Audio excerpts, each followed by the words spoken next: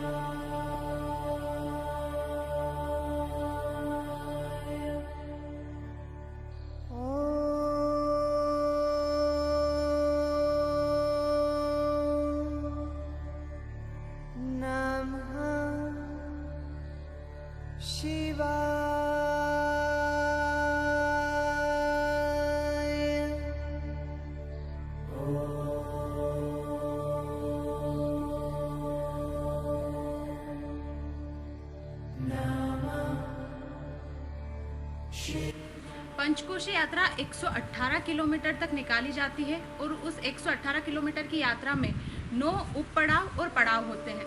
तो हम पहुंच चुके हैं अब दूधेश्वर महादेव के दर्शन करने के बाद उंडासा स्थित रत्नेश्वर महादेव। उंडासा गांव में ये मंदिर स्थित है। ये उप पड़ाव है।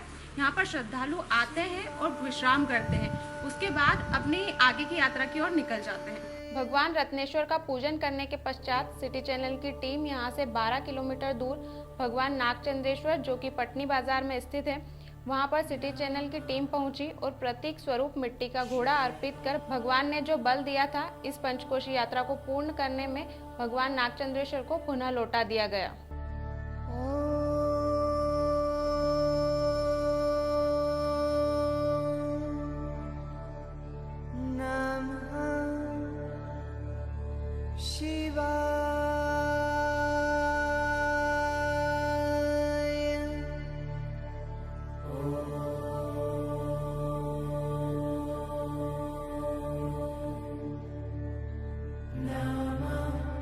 यहाँ के पंडित ने बताया कि पंचकोशी में जो श्रद्धालु यात्रा करते हैं और भगवान को नारियल अर्पित कर बल लेकर यहाँ से जाते हैं और जब यह 118 किलोमीटर की यात्रा पूर्ण हो जाती है तो श्रद्धालु जन पटनी बाजार स्थित नागनाथ की गली में भगवान नागचंद्रेश्वर को मिट्टी का घोड़ा अर्पित कर जो बल उन्होंने भगवान से लिया था वह बल वापस मिट्टी का घोड़ा चढ़ाकर भगवान को दे दिया जाता है।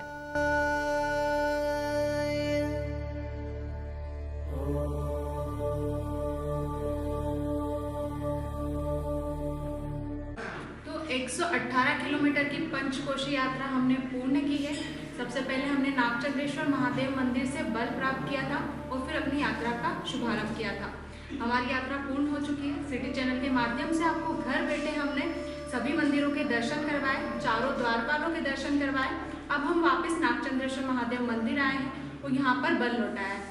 तो यहाँ के जो पंडित जी हैं अनिमेश शर्मा जी, उनसे जानते हैं कि बल लौटाने का क्या महत्व है और नागचंद्रेश्वर मंदिर में का क्या महत्व है। तो पंडित जी आप हमें बताइए। जैसे कि जो पंचकोशी यात्रा जो प्रारंभ हुई थी, जो नागचंद्रेश्वर महादेव से जो आप लोगों ने बल प्राप्त किया था, अब यात्रा के दौरान भगवान यात्रा पूर्ण होने के दौरान भगवान को बल वापस एक अश्व के रूप में, एक घोड़े के रूप में भगवान को बल वापस दिया जाता है। भगवान से विनती की जाती है कि भगवान जो आपकी जो हमने शक्ति दी थी, जो आपका जो बल आपने हमको दिया था वो हम आपको वापस देके शिप्रा जी में स्नान करके पुनः हमारे निवास स्थल को प्रस्थान करेंगे। अभी जैसे कोरोना संक्रमण के चलते कोई आ नहीं रहा है, वैसे हर साल तो खूब हजारों की संख्या में भीड़ होती है, तो क्या माहौल रहता है मंदिर का? मंदिर में यूँ आम दिनों पे तो काफ़ी रश रहता है। पंचकोशी में काफ़ी हज़ारों लोगों की यात्रा रहती है। इस देश के ऊपर जो संकट आया है महामारी का, जिसको कोरोना के नाम से जाना जा रहा है, उसके कारण जो इस देश की जो शासन है, जिला अध्यक्ष है, उनके द्वारा ये यात्रा को स्थगित कर दिया है और सभी भक्त अपने ही घर से इस यात्रा का लाभ ले रहे, भगवान शिव की वहीं से अपनी उपासना कर रहे हैं।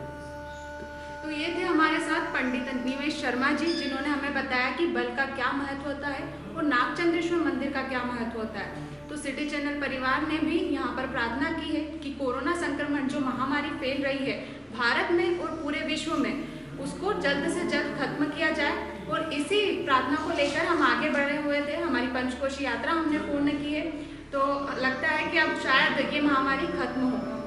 भगवान को बल देने के पश्चात सिटी चैनल की टीम रामघाट स्थित मोक्षदायिनी मां शिप्रा नदी पर पहुंची और आचमन कर भगवान से इस कोरोना वायरस के संक्रमण को हराने के लिए विशेष प्रार्थना की गई।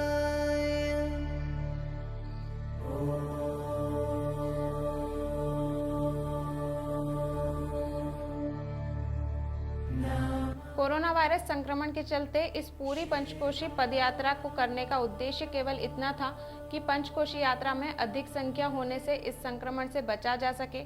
हालांकि ग्रामीण श्रद्धालु जो कि कई वर्षों से इस पंचकोशी यात्रा को करते आ रहे हैं, उन्होंने भी शासन का पूरा सहयोग किया और वे इस संक्रमण के चलते इस यात्रा में नहीं आए, जिसके कारण सिटी चैनल द्वारा घर बैठे लोगों को दर्शन कराने के लिए सिटी चैनल के डायरेक्टर मनोज पारिक जी का विशेष सहयोग रहा, जिनके माध्यम से शहर एवं आसपास के ग्रामीण क्षेत्र के लोगों को घर बैठे पंचकोशी यात्रा कराई गई।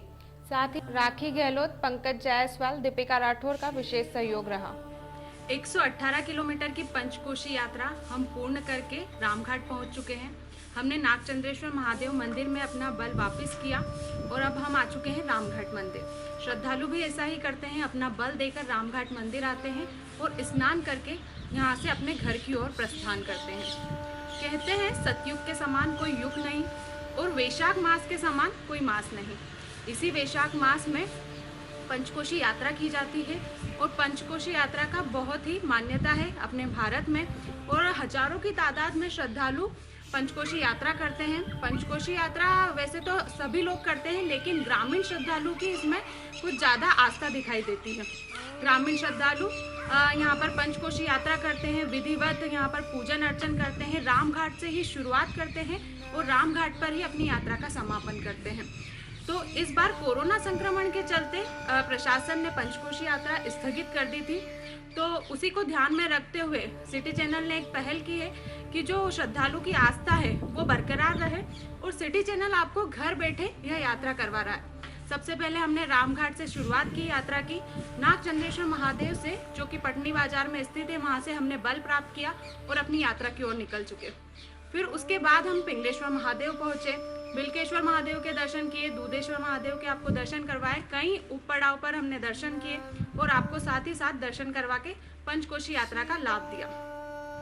इस यात्रा में मेरे साथ बहुत से लोग जुड़े हैं और उनका विशेष सहयोग है। सबसे पहले मनोज पारिक जी जो कि सिटी चैनल के डायरेक्टर है, उनका बड़ा ही सहयोग रहा इस यात्रा में।